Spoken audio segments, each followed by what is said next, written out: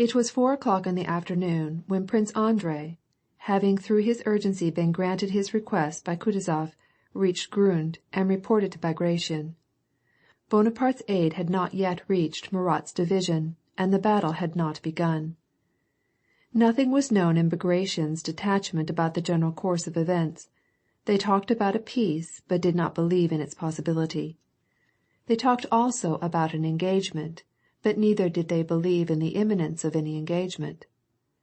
Bagration, knowing that Bolkonsky was the commander-in-chief's favorite and trusted adjutant, received him with all the marks of respect and condescension possible to a commander, assured him that either that day or the next an engagement would probably take place, and granted him free choice to be present with him during the battle, or to remain in the rear and superintend the retreat, which, he said, would be a very important position. "However, it is most likely that nothing will be done today," said Prince Bagration, as if to relieve Prince Andrei's anxieties. At the same time he thought, if this is only one of the ordinary jack-a-dandies of the staff, sent out to win a cross, he will get it just as well by staying in the rear. But if he desires to be with me, let him. He will be useful if he is a brave officer.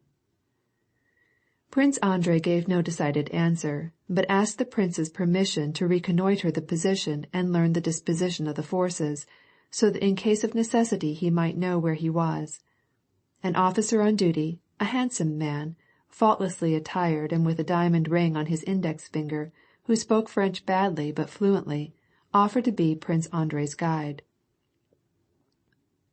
On all sides were to be seen wet and melancholy-looking officers, apparently searching for something, and soldiers lugging from the village doors, benches, and fences. "Here, Prince, we cannot get rid of men such as these," said the staff officer, pointing to the soldiers.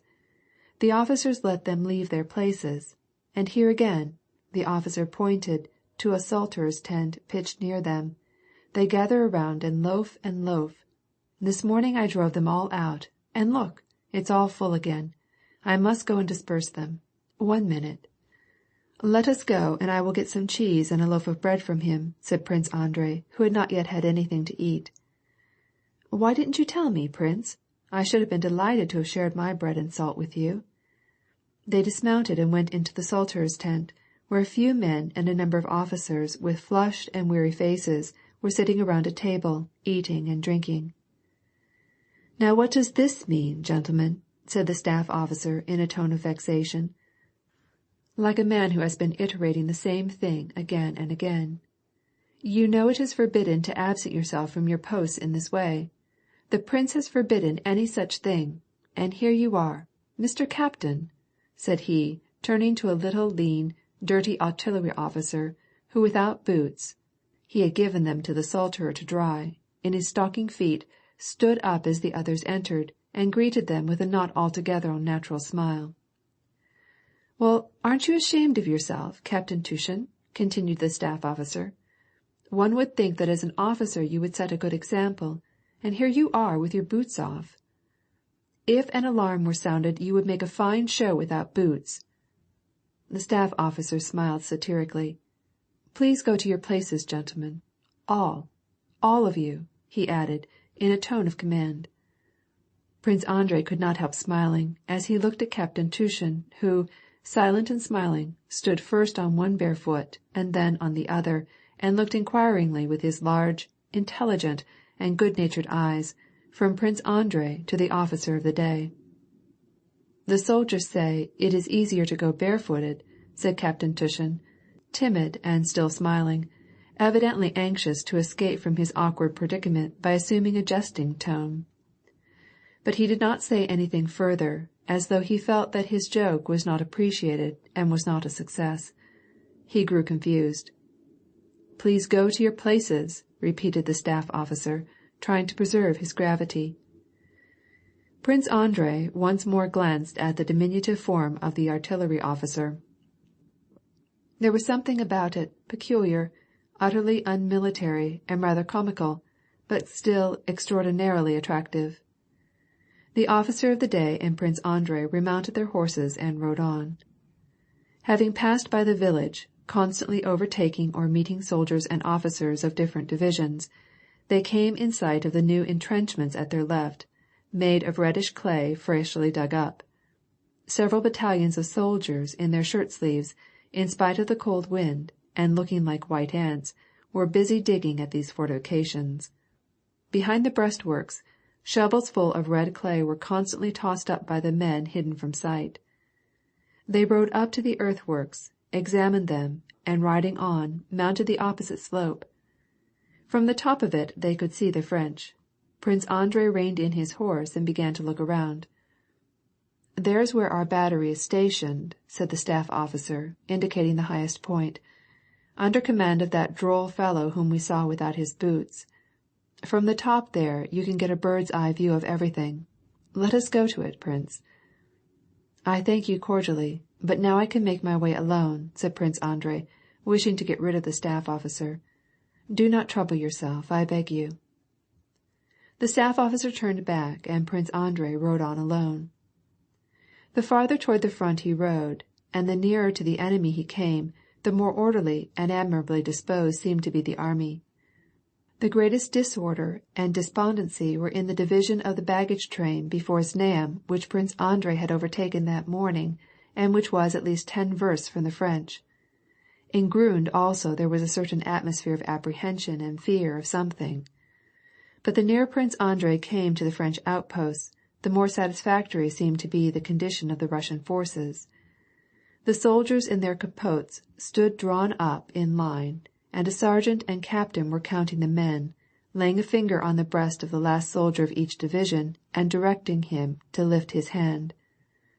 Others, scattered over the whole space, were dragging sticks and brushwood and constructing rude huts, while they gaily laughed and chatted. Around the bivouac fires some dressed and others stripped were drying their shirts and leg wrappers, mending their boots and capotes, crowding around the kettles and kasha boilers. In one company dinner was ready, and the soldiers, with eager faces, gazed at the steaming kettle, and waited while the kapternamus, or sergeant, carried a wooden cupful to be tasted by the officer who was sitting on a log in front of his hut. In another company, more fortunate, since not all were provided with vodka, the soldiers stood in a throng around a pock-marked, broad-shouldered sergeant, who, tilting the keg, filled in turn the covers of the cans which eager hands extended toward him. The soldiers, with reverent faces, lifted the can covers to their lips, drained them, and rinsing the vodka in their mouths and wiping them on their coat sleeves, went off with contented faces. All the faces were as free from care as though the enemy were miles away, and there was no probability of a battle in which at least half of the division might be left on the field, as though indeed they were somewhere in their native land anticipating undisturbed repose. Having ridden past the regiment of Jaegers, Prince Andrei reached the Krief Grenadiers, gallant young fellows, occupied all with the same peaceful pursuits, but not far from the regimental commander's hut, distinguished only by its height from the others, he saw a platoon of the grenadiers, in front of whom lay a man, stripped. 2 soldiers held him down, and 2 flourishing supple rods were giving him measured strokes on his naked back. The man who was undergoing the punishment screamed unnaturally. A stout major walked up and down in front of the line, and without heeding the man's shrieks, kept saying, "It's scandalous for a soldier to steal. A soldier ought to be honest, noble, and brave, and if he steals from his comrade, he has no honor in him. He is a mean fellow. More, more!" And still resounded the swishing of the rods and the despairing but pretendedly piteous cries. "More, more!" repeated the major. A young officer, who was just turning away from the scene of the punishment with a mixed expression of incredulity and compassion, looked up questioningly at the adjutant as he rode by. Prince Andrei, penetrating to the extreme front, rode along by the outposts. The Russian pickets and those of the French were separated by a considerable distance at each flank, but at the center, on the space where the emissaries had crossed in the morning, the lines were so close that they could see each other's faces and exchange remarks. Besides the soldiers, who were stationed as pickets in this place, there stood on both sides many sightseers, who, laughing and jesting, stared at the hostile troops as though they were strange and foreign curiosities. Ever since early morning, notwithstanding the orders to stay away, the officers had been unable to rid themselves of these inquisitive individuals. The soldiers, standing in the lines like men who had come out to see something rare, no longer paid any attention to the French, but made observations on the newcomers, or, bored to death, waited to be relieved. Prince Andrei reined in his horse to reconnoitre the French. "Look you, look," said one soldier to his comrade, pointing to a musketeer, who, in company with an officer, had gone up to the line of sentries and was talking earnestly and hotly with a French grenadier. "See how glib he jabbers. The Frenchman can't begin to keep up with him. That beats you, Sidorov." "Wait, listen. He's clever," replied Sidorov, who considered himself a master in the art of speaking French. The soldier whom the jesters were remarking was Dolokhov. Prince Andrei recognized him and listened to what he was saying. Dolokhov, with his captain, had gone up to the sentry on the left flank where their regiment was stationed. "There, once more, urged the captain, leaning forward and trying not to miss a word, albeit it was perfectly unintelligible to him. "Please make haste. What does he say?" Dolokhov did not answer his captain. He had got drawn into a heated discussion with the French grenadier. Naturally they were talking about the campaign. The Frenchman, confusing the Austrians with the Russians, contended that it was the Russians who had surrendered and run away from Ulm. Dolokhov contended that the Russians had not surrendered but had beaten the French. "And here, if they tell us to clear you out, we will do it," said Dolokhov. "You look out that we don't take you and all your Cossacks with us," retorted the Frenchman. The spectators and the Frenchmen, who were listening, laughed. "We will teach you to dance Russian fashion, as we did in the time of Suvorov," said Dolokhov. "What's that time he's giving us?" asked another Frenchman. "Ancient history," said another, perceiving that the reference was to some past war. "The Emperor will teach your Suvora the same as he has taught others." "Bonaparte," began Dolokhov, but the Frenchman interrupted him. "We have no Bonaparte. We have the Emperor, sacre nom," cried the other excitedly. "The devil skin your Emperor!" And Dolokhov began to pour out a string of oaths, in Russian, soldier fashion, and shouldering his musket, walked off. "Let us be going, Ivan Lukitch," he said to his captain. "He's stopped talking French," cried the soldiers in the line. "Now it's your turn, Sidorov." Sidorov winked and addressed the Frenchman, beginning to jabber a perfect stream of meaningless words. "Kari, mala, tafa, safi, muter, kashka," he jabbered, trying to give great expression to the inflections of his voice. "Ho, ho, ho! Ha, ha, ha! Ugh!"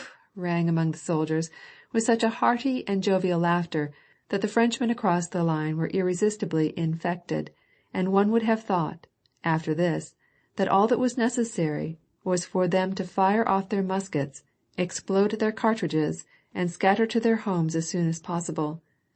But the guns remained loaded. The barbarians in the huts and earthworks looked out just as threateningly as ever, and the unlimbered cannon remained as before, pointing at each other. End of chapter 15.